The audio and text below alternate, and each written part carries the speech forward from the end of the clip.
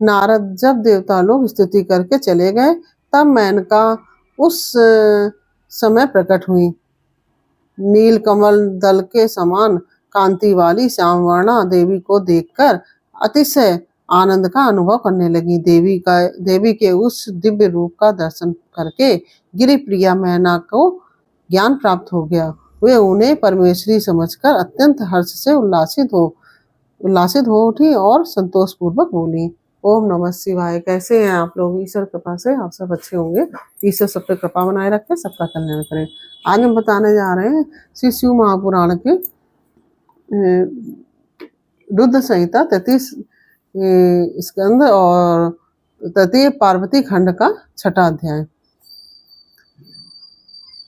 देवी उमा का हिमवान के हृदय में तथा मैना के गर्भ में आना, हृदय तथा गर्भ में आना, गर्भावस्था देवी का देवताओं द्वारा स्तवन, उनका दिव्य रूप में प्रादुर्भाव, माता मैना से बातचीत तथा नवजात कन्या के रूप में परिवर्तित होना। ओम नमः शिवाय, ओम नमः शिवाय, हरि हरि भोले नमः शिवाय। गंगाधराय शिव गंगाधराय, हरि हरि भोले नमः शिवाय, नमः शिवाय, ओम नमः शिवाय, हरि हरि भोले नमः शिवाय, ओम नमः शिवाय।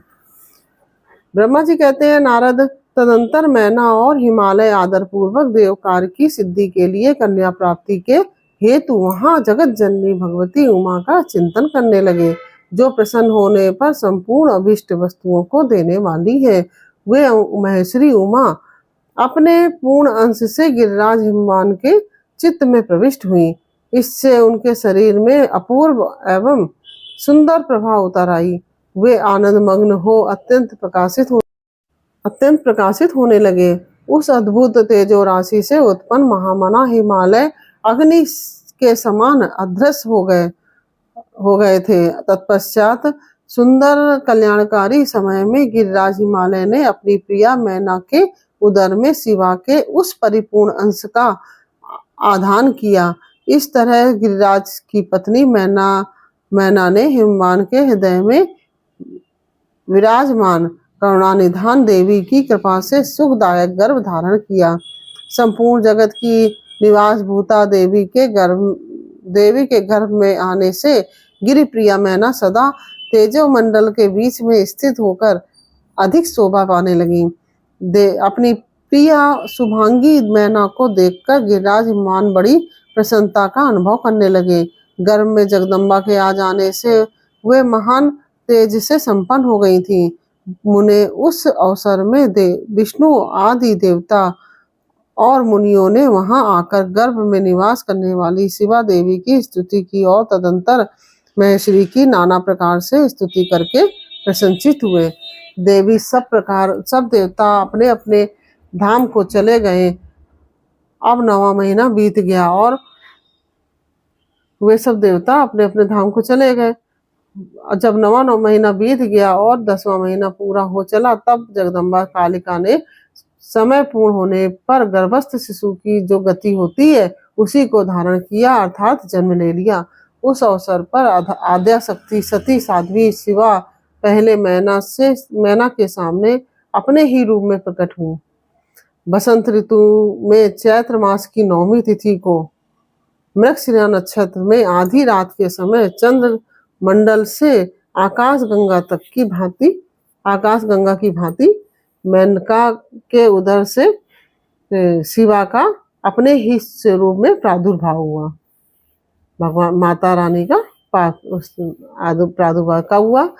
बसंत ऋतु के चैत्र मास की 9वीं तिथि को मृगशिरा नक्षत्र में आधी रात के समय चंद्र मंडल से आकाश गंगा की भांति मेनका के उदर से देवी शिवा का अपने ही स्वरूप में प्रादुर्भाव हुआ। उस समय संपूर्ण जगत में प्रसन्नता छा गई और अनुकूल हवा बहने लगी, जो सुंदर, सुगंधित एवं गंभीर थी। उस समय जल की वर्षा के साथ फूलों की वृष्टि हुई।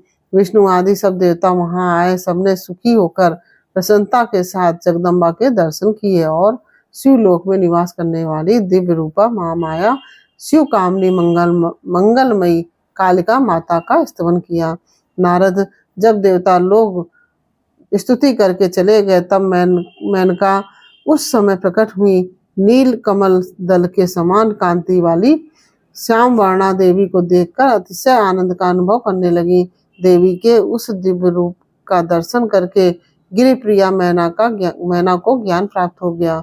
वे उन्हें परमेश्वरी समझकर अत्यंत हर्ष से उल्लासित हो उठी और संतोष पूर्वक बोली। मैना ने कहा कि जगदम्बे महेश्वरी, आपने बड़ी कृपा की है, मैं जो मेरे सामने प्रकट हुई।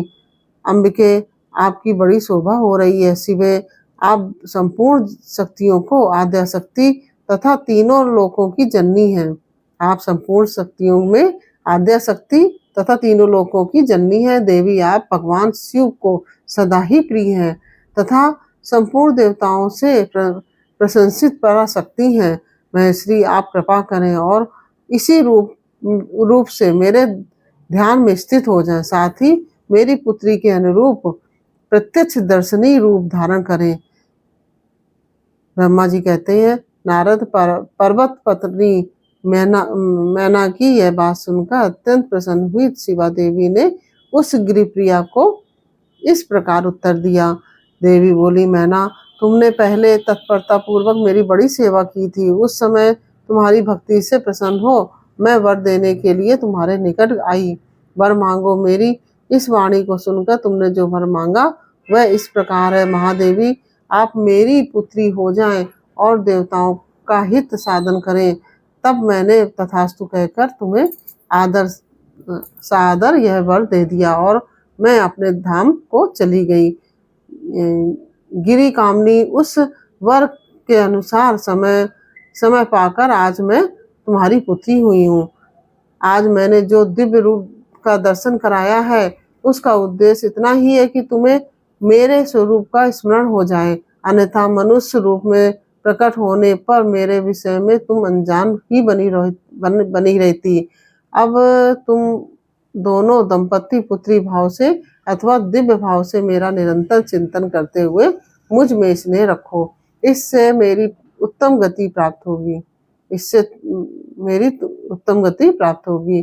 मैं पृथ्वी पर अद्भुत लीला करके देवताओं का कार्य सिद्ध करूंगी, भगवान शंभु की पत्नी होंगी और सज्जनों का संकट से उद्धार करूंगी। ऐसा कहकर जगन्माता शिवा चुप हो गई और उसी क्षण माता के देखते देखते प्रसन्नता पूर्वक नवजात पुत्री के रूप में परिवर्तित हो गई। इस प्रकार से यह छठा अध्याय पूर्ण हुआ। यह अध्याय आपको कैसा लगा ये हमें कमेंट बॉक्स में अवश्य बताइए। अच्छा लगा हो तो वीडियो को लाइक से अवश्य कीजिए और कमेंट में ओम नमः शिवाय अवश्य लिखिए। फिर मिलते हैं आपसे अगले अध्याय के साथ अगले वीडियो में। तब तक के लिए ओम नमः शिवाय। राधे राधे।